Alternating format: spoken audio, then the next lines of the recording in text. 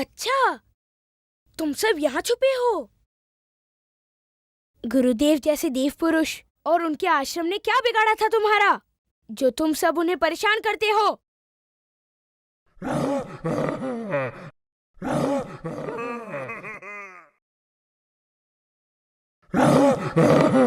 हमें मत मारो, हमें मत मारो हनुमान, हमें मत मारो। अब मैं तुम सबको उल्टा लटका दूंगा। ऐसा मत करो, ऐसा दंड मत दो हमें। लाजवंती माँ के बेटे की हत्या क्यों की तुमने? हमसे भूल हुई हनुमान, हमें क्षमा कर दो। क्षमा कर दूं?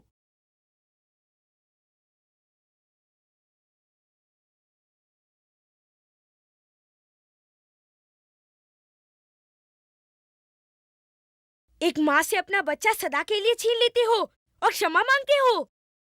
गुरुदेव कपिल ऋषि को क्यों धमकी देते हो कि आश्रम छोड़ के जाए? नहीं देंगे धमकी। हम ही यहाँ से चले जाएंगे। हम तुम्हारी शरण में आए हैं हनुमान।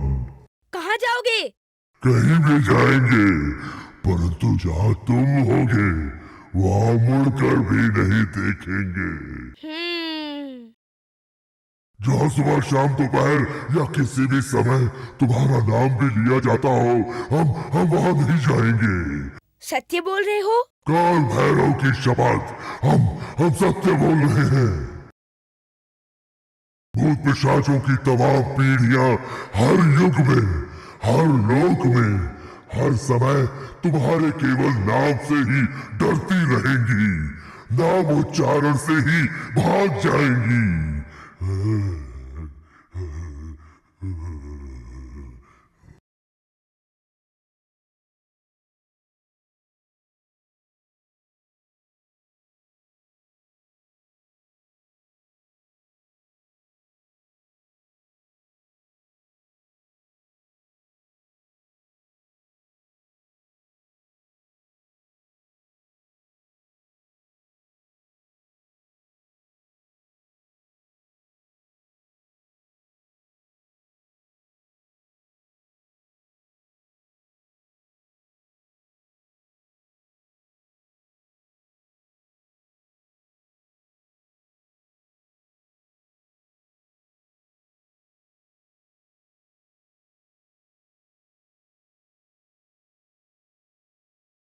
महादेव, अब कोई भूत पिशाच हनुमान को त्रस्त करने का साहस नहीं करेगा।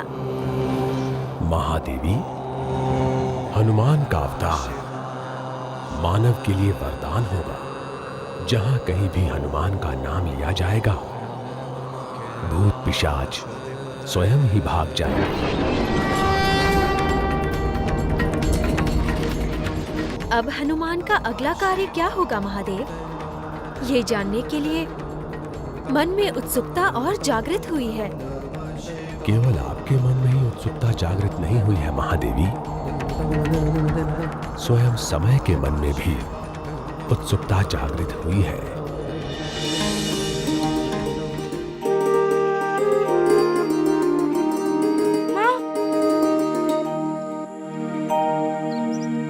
तुम यहाँ क्यों आए हो? क्या बेटा अपने माँ के लिए फल भी नहीं ला सकता? बेटा माँ को बिना बताए पिशाचों का पीछा भी नहीं करता। क्या बेटा अपने गुरुदेव को त्रस्त करने वालों का अस्त नहीं कर सकता? क्या बेटा अपनी माँ को पीड़ित करने वाले दुष्टों का दमन करके अपनी माँ को सांत्वना नहीं दे सकता? यदि तुम्हें कुछ हो जाता तो? कैसे होता माँ? तुम्हारा आशीर्वाद जो मेरे साथ है। मेरे पुत्र हनुमान।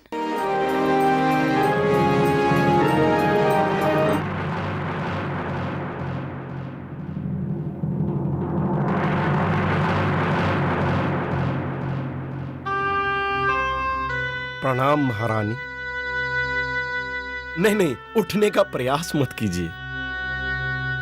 प्रणाम। मैं आचार्य कपिल के आश्रम गया था। तब तो आप हनुमान से अवश्य मिले होंगे। लेकिन उनका स्वास्थ्य कुछ ठीक नहीं है। क्या हुआ मेरे हनुमान को? यही जानने के लिए तो मैं यहाँ आया हूँ।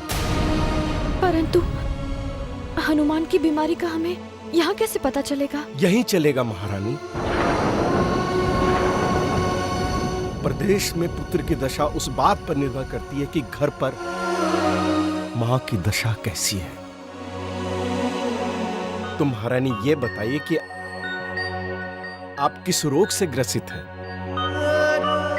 उसी रोग की दवा मैं हनुमान जी को लाकर दे दूंगा। नहीं, मुझे क्या हुआ है? मैं तो एकदम सही हूँ। लेकिन मैंने सुना है कि आपने 2 दिनों से कुछ भी नहीं खाया है, यहाँ तक कि जल का पान भी नहीं किया। तो सोचिए महारानी, हनुमान जी भी 2 दिनों से भूखे होंगे। उनका मन भी खाने पीने पर नहीं लग रहा होगा। मैं अभी कुछ खाती हूँ। संसार का इतिहास तो माँ के आंसुओं से लिखा गया है। लेकिन एक बात आप क्यों नहीं समझ रही हैं कि हनुमान केवल आपका पुत्र नहीं है। अरे हनुमान जी का जन्म तो दुष्ट राक्षस अधर्मी दानवों का वध करने के लिए हुआ महाराज। जय हनुमान, जय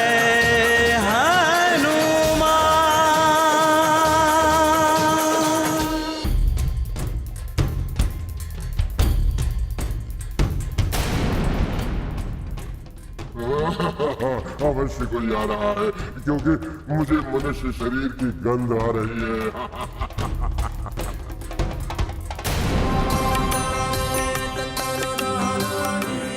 लगता है मार्ग भटक गया हूँ। मुझे उस तरफ जाना चाहिए।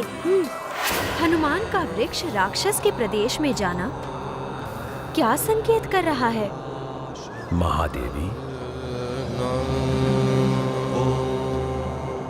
बिना कारण हनुमान कोई कार्य नहीं करता है। जब वो सूर्य को निगलने के लिए गया था, तब सूर्य उसका लक्ष्य नहीं था। लक्ष्य था देवताओं का अहंकार। अपने आप को सर्वश्रेष्ठ देवता समझने वाले उस हर देवता का अहंकार बाल हनुमान ने तोड़ दिया।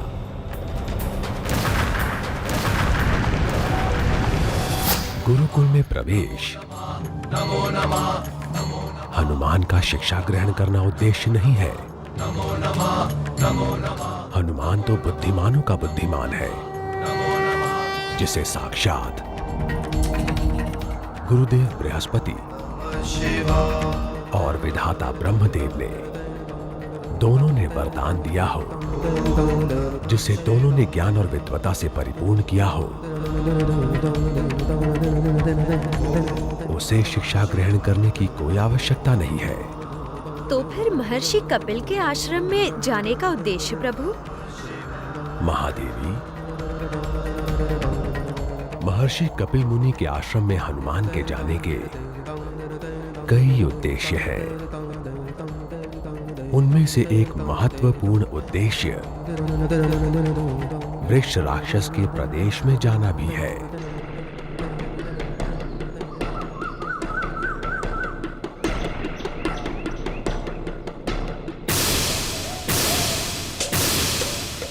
अब वो फल उठाने के लिए अंदर आएगा।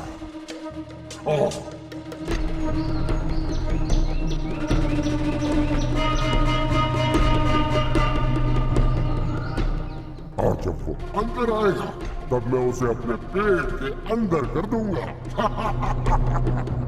इस गुफा के अंदर फल पड़े हैं। इसका अर्थ है अंदर फलों से लदे हुए पेड़ होंगे। अंदर चलता हूँ।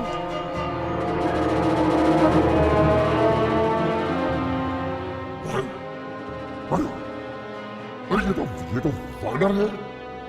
नर नहीं तो वानर ही से। ये वानर जैसे ही गुफा के अंदर आता है, मेरे हाथ उसे पकड़ लेंगे, जकड़ लेंगे। हाँ, 「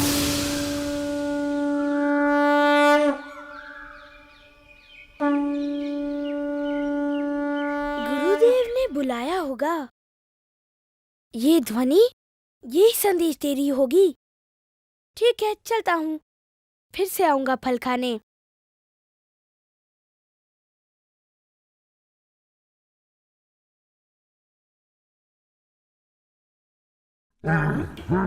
बहुत दिनों के बाद नरभक्षण का अवसर मिला था, किंतु आश्रम के शंख ने ये अवसर छीन लिया। जब कभी भी मैं श्राप के बंधन से मुक्त होऊंगा, सबसे पहले उस कपिल के आश्रम को अपना पक्ष बनाऊंगा और वही मेरा पहला शिकार होगा। मुझे तुम्हारी प्रतीक्षा होगी। शिष्यों, जैसा कि तुम सब जानते हो कि ज्ञान के बिना जीवन का कोई मूल्य नहीं है। ज्ञान के बिना जीवन मृत्यु के समान है। ज्ञान का होना परम आवश्यक है। ज्ञान प्राप्ति के लिए गुरु का होना आवश्यक है। बिना गुरु के ज्ञान नहीं मिलता और बिना भाग्य के गुरु नहीं मिलता। यह भी सच है कि बिना ईश्वर कृपा के भाग्य नहीं मिलता। लेकिन आप सब भाग्यवान हैं। आप सब पर ईश्वर की कृपा है, क्योंकि आप सबको बड़े ही उच्च कोटि के गुरु मिल रहे हैं। अब मैं तुम सबसे तुम्हारे गुरु का परिचय कराता हूं।